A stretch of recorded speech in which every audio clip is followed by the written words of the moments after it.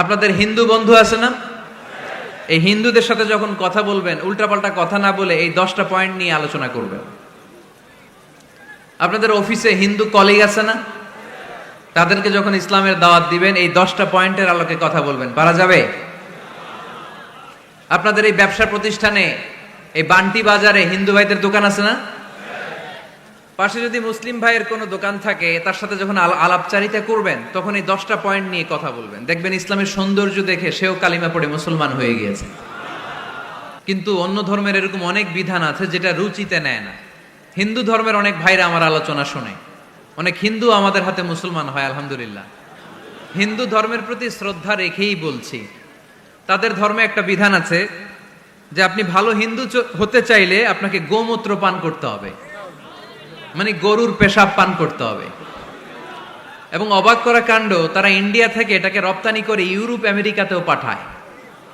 কারণ ইউরোপ আমেরিকার যে হিন্দুরা আছে সেখানকার সুপার স্টোর থেকে, শপিং মল থেকে ওইটা কিনে কিনে পান করে। আপনারা যদি বলে এই যে 1 বোতল নিয়ে আসছি গরুর পেশাব, এটা খাইলে তোর 1 কোটি টাকা দিন, খাইবেন? আমি কমু তুই নিয়ে আইসোস, তুই খা, ঠিক কিনা? কারণ আমাদের রুচিতে এটা ধরে না, ইসলাম এটা আমাদেরকে শিখায় নাই। তো ইসলামটা হচ্ছে রুচিসম্মত ধর্ম, স্বভাব সুলভ ধর্ম। তারপর হিন্দু ধর্মে ছোট বাচ্চাদেরকে পবিত্র করতে হলে, মেধাবী করতে চাইলে গোবরের স্তূপ করে ওখানে ফেলে দিতে হয়। ওই বাচ্চা ছুটে আসবে, কান্না করবে, আবার ফেলতে হবে। ওর গা গোবর দিয়া একেবারে বিউটি পার্লারিং করে তারপরে ওর গোসল করাইলে ও খুব ভালো হয়ে যাবে, এরকম আইডিওলজি তারা বিলিভ করে। তো এটা একটা প্রাণীর মল কারো গায়ে মেখে পার্লারিং করা, এটা কি আমাদের আকলে ধরে? আমাদের ধর্মে এরকম কোনো বিধান আছে? হিন্দু ভাইরা যদি থেকে থাকো, just ponder on the news, এই বিষয়গুলোর উপর একটু থিঙ্ক করো, একটু ভাবো, চিন্তা করে দেখো। ইসলাম হচ্ছে দ্বীনুল ফিতরা, স্বভাব সুলভ ধর্ম। এইখানে মনে মানে না এরকম কোনো বিধান আল্লাহ দেয় না। হিন্দু ধর্মে একটা নিয়ম আছে, শুধু ব্রাহ্মণরাই বেদ, রামায়ণ, মহাভারত এগুলো ধরতে পারবে, নিম্ন বর্ণের হিন্দুরা ধরতে পারবে না। আমাদের ইসলামে এগুলো আছে? কোরআন শুধু আমরাই ধরতে পারবো, আপনারা পারবেন না। অনেকে এরকম বলে যে আলেমরা কোরআন ধরবে, অন্যরা ধরতে পারবে। যে বৈশিষ্ট্যগুলো থাকার কারণে গোটা বিশ্বে মুসলমানেরা নির্যাতিত হওয়ার পরেও ইসলামের জয় জয়কার, সেই 10টা বৈশিষ্ট্যের প্রথম বৈশিষ্ট্যের নাম হচ্ছে আর রাব্বানিয়া। আওয়াজ করে আমার সাথে সাথে বলেন আর রাব্বানিয়া। আবার পড়েন আর রাব্বানিয়া। এর মানে হচ্ছে এই ধর্মটা রবের টেক কেয়ারে চলে, এটা রবের দেয়া ধর্ম, এটা মন মস্তিষ্ক প্রসূত কোনো ধর্ম। পৃথিবীর অনেক ধর্ম আছে মানুষের বানানো, ইচ্ছে মতো ধর্মগ্রন্থের মধ্যে যা মনে চায় লিখে দিছে, এরকম ধর্মগ্রন্থ আছে না নাই? কিন্তু আমাদের কোরআনের যতগুলো আয়াত, যতগুলো সূরা, এর একটা আয়াতে কেউ কোনো চেঞ্জ করতে পারছে? আমি আরবি বুঝি না, আমি বঙ্গানুবাদ করে কোরআন বুঝবো, কোরআনের দাওয়াত করব, চিল্লা এখন ঠিক কিনা? বাল্লিগু আন্নি ওয়ালাউ আয়া। প্রত্যেকেই প্রেরণার বাণীবাহকের কাজ করতে হবে, যতটুকু জানি পৌঁছে দিব। আমি বেশি জানি তো আমি বেশি বেশি ছড়াবো। আপনি জানেন শুধু লা ইলাহা ইল্লাল্লাহ, এইটাই আপনি ছড়ায় দিবেন, ঠিক কিনা? কেউ যদি বলে কোরআন পড়া যাবে না, ধরা যাবে না, এটা বুঝা পড়া আলেমদের কাজ, শুনবেন না। ক্ল্যারিটি, গোজামিল নাই, কোনো গোজামিল নাই। আমি যদি কোরআনের আয়াত ভুল পড়ি, আমরা ধরতে পারবেন না আপনি? আপনি কোরআনের আয়াত ভুল পড়ছেন, হুজুর ঠিক করে নেন, আমি ঠিক করে নেব, ঠিক কিনা? কোনো গোজামিল নাই। আল বুদুহ, জল জলে সূর্যের মতো আল্লাহ ইসলামকে রেখে দিয়েছে, আলহামদুলিল্লাহ পড়েন। এই ইসলামের বিজয়কে কেউ ঠেকায় রাখতে পারবে? ইসলামের বিজয়ের অংশীদার আমরা হতে চাই, এই ইসলামকে আমরা মানতে চাই। কতক্ষণ? বুঝলা গেছি। ইসলাম মানবো কতক্ষণ? ইসলাম মানবো কোনখানে? মনে থাকবে? কথা দিলেন তো? যে আয়াত দিয়ে শুরু করেছে ওইটা দিয়ে শেষ করি। ومن يبتغي غير الإسلام دينا فلن يقبل منه وهو في الآخرة من الخاسرين। ইসলাম ছাড়া অন্য কোথাও যদি কেউ কল্যাণ তালাশ করে, ধর্ম তালাশ করে, সেটা আল্লাহ গ্রহণ করবে না। লোকটা হবে আখেরাতে হাই হাই কোম্পানির ম্যানেজার। আমরা কি হাই হাই কোম্পানির ম্যানেজার হতে চাই? ইসলামকে আমাদের জীবনের আদর্শ বানাতে চাই, ঠিক কিনা? সাইয়েদনা ওমর ফারুক বলতেন, নাহনু কওমুন আ'আজ্জানাল্লাহু বিল ইসলাম, আমরা তো এমন জাতি যেই জাতিকে আল্লাহ তাআলা ইসলাম দিয়ে সম্মানিত করেছে। ফাইন ইবতাগাইনাল ইজ্জাতা বিগাইরিহি আযাল্লানাল্লাহ, ইসলাম রেখে দিয়ে কেউ যদি অন্য কোথাও সম্মান তালাশ করে তাকে অপদস্থ করে ছাড়বে কে? আল্লাহ। এজন্য আমাদের সম্মান কোথায়? আমরা মুসলমান, এটা বলতে কি আপনাদের লজ্জা লাগে? পৃথিবীর যেই কোনো দেশে যাই, হিন্দুদের রাজ্যে যাই, বৌদ্ধদের রাজ্যে যাই, যেই কোনো ইমিগ্রেশনে দাঁড়াই না কেন, চিৎকার করে বলবো আমি মুসলমান, জোরে কোন ঠিক কিনা? We are proud of Islam. ইসলাম আমার অহংকার, ইসলাম আমার গর্ব, ইসলাম আমার আল্লাহর দেয়া ধর্ম। এজন্য ইসলামের বিজয়কে কেউ ঠেকিয়ে রাখতে পারবে না। আমি প্রায় উদাহরণ দিয়ে, উপমা দিয়ে বলি, ইসলাম হচ্ছে চারা বীজের মতো। চারা বীজ মাটিতে ঢুকিয়ে দিলে এটা উপরের দিকে ওঠে। তো ইসলামকে যারা মাটিতে গেড়ে ফেলতে চায় তারা জানে না ইসলামের উপমাটা অনেকটা চারা বীজের মতো। ইসলামকে মাটিতে গেড়ে দিলে এটা কি হবে? জোরে বলেন, আরো জোরে বলেন। উপরের দিকে গর্জে উঠবে। এই যে উপমা দিছি, এটা নিয়েও আবার অনেকে ভুল ধরে, আছে না নাই? আল্লাহ নিজেই কোরআনে উপমা দিয়েছেন, মাসালুল্লাযীনা ইউনফিকুনা আমওয়ালাহুম ফি সাবিলিল্লাহি কামাসালি হাব্বা, যারা আল্লাহর রাস্তায় দান করে এই দানের উপমা হচ্ছে একটা চারা বীজের মতো। সুবহানাল্লাহ পড়েন। এই চারা বীজ থেকে 7টা শীষ বের হয়, প্রতিটা শীষে জন্ম নেয় শত শস্য দানা। আল্লাহ যারে চায় ইচ্ছা মতো রিজিক দিয়ে তার জীবনকে পূর্ণাঙ্গ করে দেয়। সুবহানাল্লাহ পড়েন। এজন্য আল্লাহ বললেন, ইসলাম হলো আমার একমাত্র মনোনীত ধর্ম। ইসলাম ছাড়া অন্য কেউ যদি সম্মান তালাশ করে তার কাছ থেকে কিছুই আমি গ্রহণ করব না। কিয়ামতের দিন সেই লোকটা হবে হায় হায় কোম্পানির ম্যানেজার, ঠিক কিনা? এজন্য আমরা একটা ধর্মকেই মানতে চাই। চিল্লায় বলেন তো, ধর্মটার নাম কি? ইসলাম ছাড়া অন্য কিছু মানি না, ইসলাম ছাড়া অন্য কিছু মানি না, মানব না। বিষ্ণু ঈসা ইসলাম বলেছেন, এই ইসলামের বিজয়কে কেউ ঠেকিয়ে রাখতে পারবে না। তার কারণ, ইন্নাল্লাহা যাওয়ালি আল আরদা, নিশ্চয় আল্লাহ তাআলা এই জমিনটাকে আমার জন্য সংকুচিত করে ছোট করে দেখিয়েছে। ফারাআইতু মাশারিকাহা ওয়া মাগারিবাহা, আমি এই পৃথিবীর ডানে বায়ে সামনে পেছনে সবটা দেখেছি। আর আমার চোখ যতদূর পৃথিবী দেখেছে ততদূর জায়গায় আল্লাহ আল্লাহু আকবারের ধ্বনিকে পৌঁছে দিবে। তাই এই ইসলামের বিজয়কে কেউ থামাতে পারবে না। গোটা বিশ্বব্যাপী আজ ইসলামের জয় জয়কার। কালিমা পড়ে অন্যান্য ধর্মের লোকেরা আজ মুসলমান হয়ে যাচ্ছে, ঠিক কিনা? আমাদের তাফসির মাহফিল গুলোতেও অনেক হিন্দু ভাইরা কালিমা পড়ে মুসলমান হয়, আপনারা শুনছেন? আলহামদুলিল্লাহ কইবেন না? আলহামদুলিল্লাহ। গোটা বিশ্বের সবচেয়ে নির্যাতিত ধর্মের নাম হচ্ছে ইসলাম, সবচেয়ে নিষ্পেষিত, খালি মাইর খায়। ফিলিস্তিনে মাইর খায় কারা? মুসলমান। কাশ্মীরে মার খায় কারা? ইরাকে, বার্মায়, আমাদের টেকনাফে, গোটা বিশ্বে মুসলমানেরা মার খায়। কিন্তু তারপরেও বিধর্মীরা তাদের ধর্ম বাদ দিয়ে এই ইসলামের ভেতরে ঢোকার জন্য প্রতিযোগিতা শুরু করে দিয়েছে। ইউরোপ আমেরিকাতে মসজিদের সংখ্যা বেড়ে যাচ্ছে। তাদের যে খ্রিস্টানদের গির্জা, এগুলো তারা বিক্রি করে দিচ্ছে, মুসলিম কমিউনিটি ওই গির্জারে মসজিদ বানায় ফেলতেছে। এই ইসলামের বিজয়কে কেউ ঠেকায় রাখতে পারবে না। যেহেতু ইসলামের বিজয় অবশ্যম্ভাবী, আমরা ইসলামের সাথে মিলে থাকতে চাই, মিশে থাকতে চাই, আমরা বিজয়ের অংশীদার হতে চাই। কি আছে ইসলাম ধর্মে যে কারণে গোটা বিশ্বে ইসলাম নির্যাতিত এবং নিষ্পেষিত হওয়ার পরেও ইসলামের জয় জয়কার? আজকে আমাদেরকে জানতে হবে কি আছে ইসলামে, কি বৈশিষ্ট্য রয়েছে এই ইসলামে, কি বৈশিষ্ট্য দিয়ে আল্লাহ তাআলা বৈশিষ্ট্যমণ্ডিত করেছেন। আজকে এই সংক্ষিপ্ত পরিসরে ইসলামের 10টি বৈশিষ্ট্যের কথা আমরা শুনবো, আওয়াজ করে পড়েন ইনশাআল্লাহ। কোরআনের একটা শব্দে কেউ কোনো পরিবর্তন ঘটাতে পেরেছে? একটা নুকতার মধ্যে চেঞ্জ করতে পারছে? এক আয়াতে আল্লাহ কোরআনে বলেছেন ফা আবাউ আইয়ুদাইফুহুমা, মানে দুইজন নবী এসেছিল ইহুদিদের কাছে, ইহুদিরা তাদেরকে মেহমানদারি করায় নাই। এটা একটা বদনাম না? ওমরে ফারুক যখন রাদিয়াল্লাহু তাআলা আনহু মদিনার খলিফা, ইহুদিদের একটা দল ওমরে ফারুকের সাথে সাক্ষাৎ করে এসে বলে, ওমরে ফারুক, তোমাদের কোরআনে আমাদের ইহুদিদের ব্যাপারে একটা বদনাম আছে। কি বদনাম? এই আয়াতে তোমাদের আল্লাহ বলেছে ফাআবাউ আইয়ুদাইফুহুমা, মানে দুইজন পয়গম্বর এসেছিল আমাদের কাছে, কিন্তু আমরা এগরে খাওয়াই নাই, এরা ক্ষুধার্ত ছিল। কিয়ামত পর্যন্ত তোমরা এই আয়াত তেলাওয়াত করবার, মানুষ আমাদেরকে গালি দিবে। তো গালাগালির দরকার নাই, চলো একটা মিউচুয়ালে যাই। কি যাই? Mutual understanding. বেশি কিছু করা লাগবে না। এই ফাআবাউ আইয়ুদাইফুহুমার আবাওয়ের যে বায়ের নোক্তাটা, এইটা সরাই দিয়ে তুমি উপরে দুইটা নোক্তা দিয়ে বারে তা বানায় দিবা, তাহলে অর্থ হবে ফাআতাও আইয়ুদাইফুহুমা, মানে দুই নবী আসছে আর ইহুদিরা তা করে খাওয়াইছে।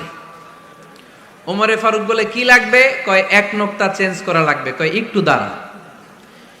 এরা তো মহা খুশি, আজকে আমাদের মিশন কমপ্লিট। ওমরে ফারুক ঘরের ভিতরে ঢুইকা একটা তলোয়ার নিয়ে আসছে। কয় কার কার লাগবে এদিকে আয়। সব দিছে দৌড়। সুবহানাল্লাহ কইবেন না? আরে ওমরে ফারুক তো এমন সাহাবী ছিলেন যাকে দেখে মুনাফিকরা থরথর করে কাঁপতো। ওমরে ফারুক তো এমন সাহাবী ছিলেন যাকে দেখে শয়তানও কাঁপতো।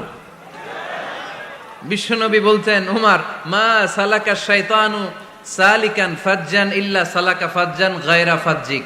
ওমর, ইবলিস শয়তান যদি তোমারে কোনো রাস্তা দিয়ে আসতে দেখে, ইবলিস ওই রাস্তা থুইয়া অন্য রাস্তা দিয়ে চলে।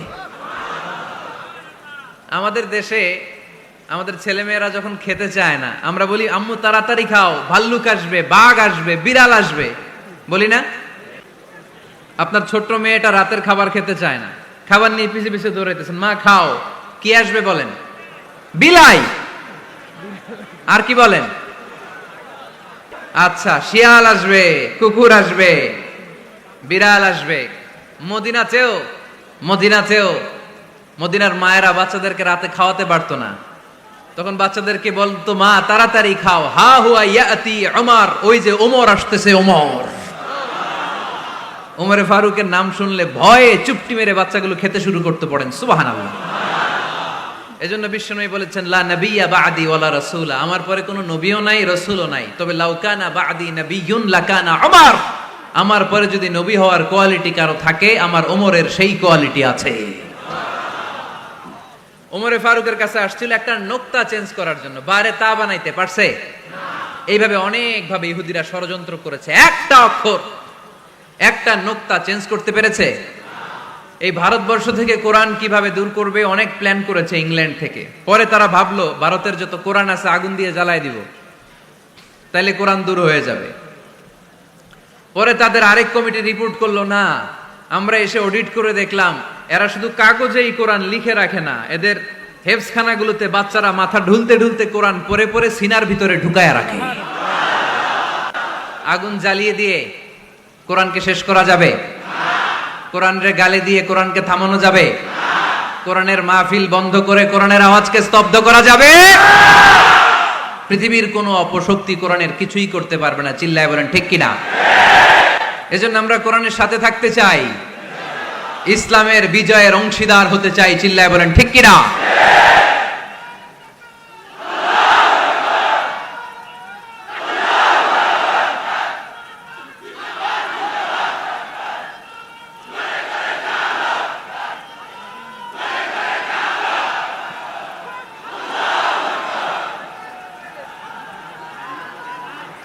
ইসলাম ধর্মের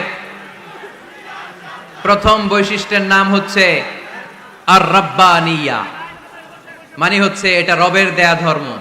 ইসলামটা দিয়েছে কে? এটা কি সত্য ধর্ম না মিথ্যা ধর্ম? কার দেয়া ধর্ম? হুয়াল্লাযী আরসালা রাসূলাহু বিল হুদা ওয়া দীনিল হক লিইয়ুযহিরাহু আলাদ-দীনি কুল্লিহি ওয়ালাউ কারিহাল মুশরিকুন। তিনি তো এমন সত্তা যিনি তার নবীকে সত্য ধর্ম দিয়ে পাঠিয়েছেন, হেদায়েত দিয়ে পাঠিয়েছেন। মুশরিকরা কোরআনকে, ইসলামকে যতই না অপছন্দ করে, ইসলামের আওয়াজকে কেউ থামাতে পারবে না।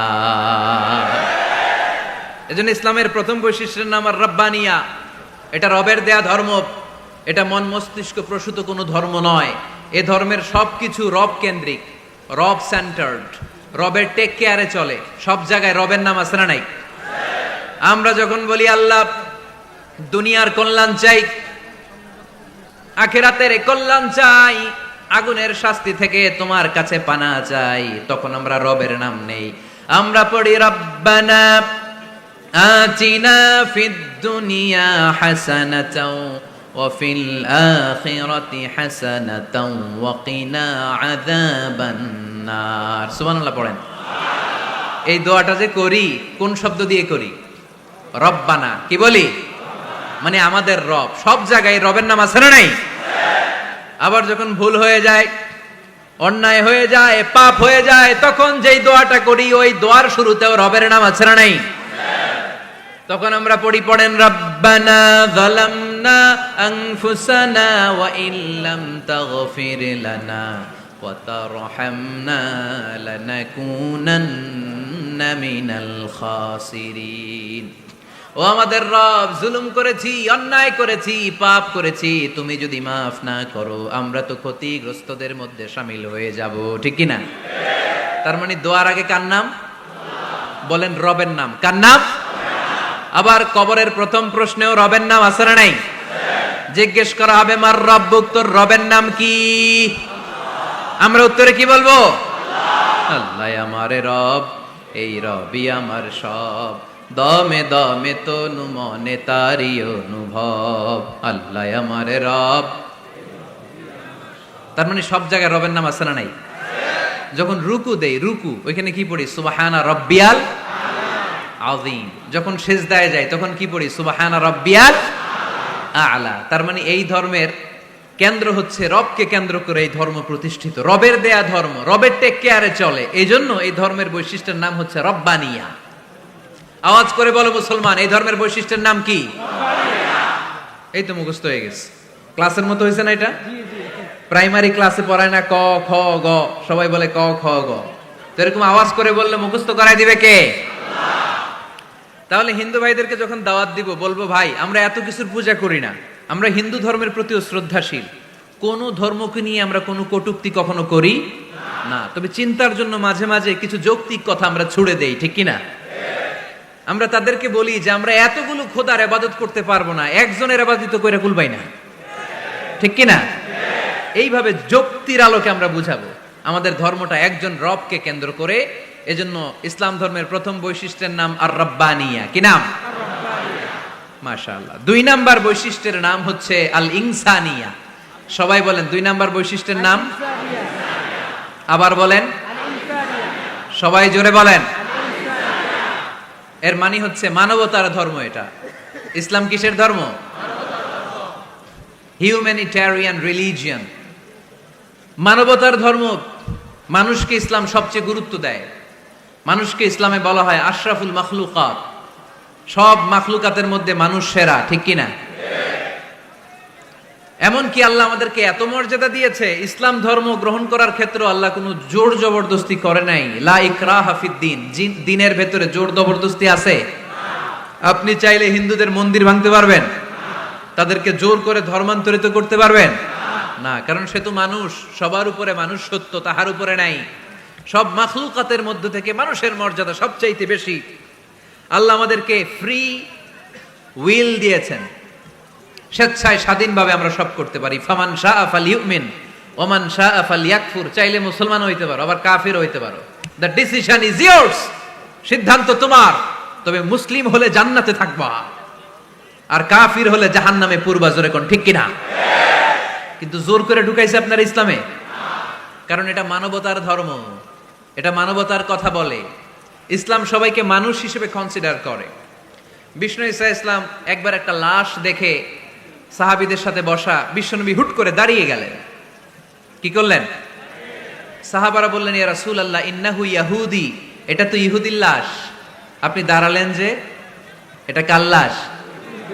আপনি দাঁড়ালেন কেন? বিশ্বনবী বললেন, আওয়ালাইসাত নাফসান, এটা কি মানুষ না? ইহুদি কি মানুষ না? আরে আমি তো ইহুদি, খ্রিস্টান, মুসলিম ওগুলো দেখা দাঁড়াই নাই, আমার দু চোখে আমি কনসিডার করেছি this is a human being, so I need to salute হিম। এটা মানুষ, এটা মানব, আমি মানব জাতিকে দাঁড়িয়ে স্যালিউট করেছি। চিল্লায় বলো ঠিক কিনা? বিশ্বনবী দু চোখ দিয়ে মানুষ দেখতেন, আস্তিক নাস্তিক দেখতেন না, কাফির মুশরিক দেখতেন না। বিশ্বনবী কনসিডার করতেন this is a human being, এটা একটা মানুষ। আমরা এখন কাউকে মানুষ হিসেবে কনসিডার করার আগে এরা কয়েক ভাগ করে ফেলি। পাগড়ি দেখলেই বলি এটা কোন পীরের মুরিদ, আছে না নাই?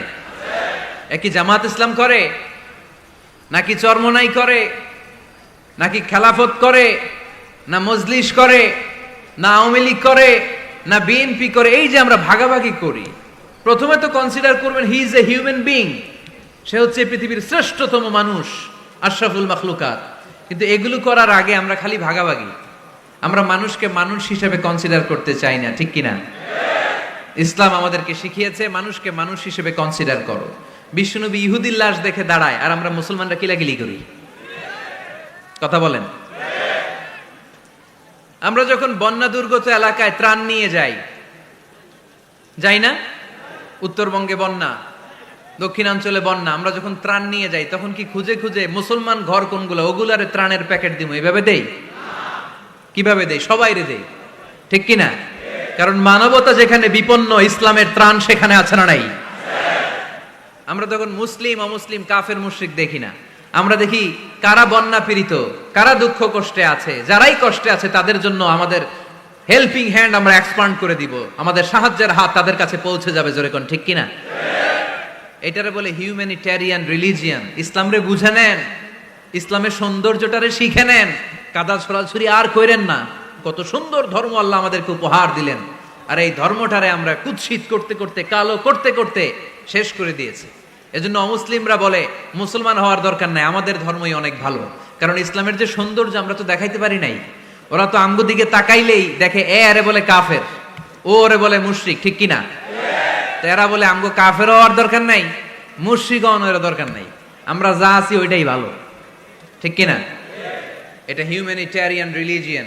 জাদুল মাআদ ফি হাদি খায়রিল ইবাদ, আল্লাহ রাসূল সাল্লাল্লাহু আলাইহি ওয়াসাল্লামের উপর একটা সিরাত গ্রন্থ আর আসিরাহ আল হালাবিয়া, এই দুইটা গ্রন্থে একটা ঘটনা এসেছে। নাজরান থেকে ৬০ জন খ্রিস্টান পাদ্রী বিশ্বনবীর সাথে দেখা করতে এসেছিলেন। কয়জন? ৬০ জন। জোরে বলেন কয়জন? ৬০ জন। তারা যখন দেখা করতে এসেছে, মদিনার বাজারে তারা দাঁড়িয়েছে। ইন দ্য মিন টাইম জোহরের আজানের সময় মসজিদে নববী থেকে আজান হচ্ছে। আল্লাহু আকবার, আল্লাহু আকবার, আল্লাহু আকবার, আল্লাহু আকবার। সুমধুর আজানের ধ্বনি শুনে তারা থমকে দাঁড়িয়েছে। বাজারে দেখতে লাগলো আজান হওয়ার সাথে সাথে ব্যবসায়ীরা দৌড় মসজিদে। কিন্তু কি আজীব তামাশা, তাদের নাজরান দেশে ব্যবসায়ীরা যেমনি দোকানপাট বন্ধ করে ছুটে, মদিনার মুহাম্মদ সাল্লাল্লাহু আলাইহি ওয়াসাল্লামের উম্মতেরা দোকান বন্ধ করে ছুটে না। দোকান যে যার যার দোকান যেরকম ছিল ওইভাবে রেখেই দৌড়। দোকানের শাটার নামায় না, দোকানের ক্যাশ বক্সে তালা ঝুলায় না। আপনাদের আজকের প্রোগ্রাম তো এই বান্টি আদর্শ বাজার ব্যবসায়ীদের উদ্যোগে। আপনারা ব্যবসায়ীরা দোকান থেকে চলে যাওয়ার সময় কি করেন? শাটার নামান না, ক্যাশ বক্সে তালা লাগান না। নাজরানের খ্রিস্টানরা দেখলো না, তালা টালা ঝুলায় না। স্বর্ণের দোকানদার স্বর্ণ টর্ণ রাইখা নামাজে দৌড়। সুবহানাল্লাহ কইতে পারলেন না? এই দৃশ্য দেখে খ্রিস্টানরা অবাক, কয় থাক আর দেখা করার দরকার নাই। কিভাবে মুহাম্মদ সাল্লাল্লাহু আলাইহি ওয়াসাল্লাম গোটা বিশ্ব কবজায় এনেছে এই দৃশ্যই দেখে আমরা বুঝতে পেরেছি। তারপরে অনেকে বললো এত দূর থেকে এসেছি মিটিংটা করে যাই। জোহরের নামাজের পর তাদের দুধ যেয়ে বললো খ্রিস্টান পাদ্রী এসেছে ৬০ জন দেখা করতে চায়। বিশ্বনবী বিপাকে পড়ে গেলেন, হায় হায় কই বসতে দিব, আমার তো তাদের মতো রাজপ্রাসাদ নাই, আমার তো এরকম বড় বালাখানা নাই, ডুপ্লেক্স ট্রিপ্লেক্স বাড়ি নাই, কই বসাবো? এক সাহাবী বললেন ইয়া রাসূলুল্লাহ, পাহাড়ের পাশে ছায়া আছে, চলেন ওইখানে বসি। আল্লাহ রাসূল বললেন একটা কথা বললা, এরা খ্রিস্টান মেহমান, এদেরকে নিয়ে ছায়ার মধ্যে বসা যায় নাকি? আর এক সাহাবী বললেন ইয়া রাসূলুল্লাহ, আমার খেজুর বাগান, খেজুর পেড়েছি, খেজুর পাতা দিয়ে একটা বিছানা করে দে, ওইখানে বসি, কেমন হয়? রাসূল সাল্লাল্লাহু আলাইহি ওয়াসাল্লাম বললেন না, দে আর দ্য ফরেন ডেলিগেটস, তাদেরকে নিয়ে তো এইভাবে বসা যায় না। বলতে না বলতে ৬০ জন খ্রিস্টান পাদ্রী এসে হাজির। কি করবেন বিশ্বনবী? উপায় অন্তর না দেখে ৬০ জন খ্রিস্টানের জন্য বিশ্বনবী নিজ হাতে মসজিদে নববীর তালা খুলে দিয়ে মসজিদে ঢুকার ব্যবস্থা করে দিয়েছেন।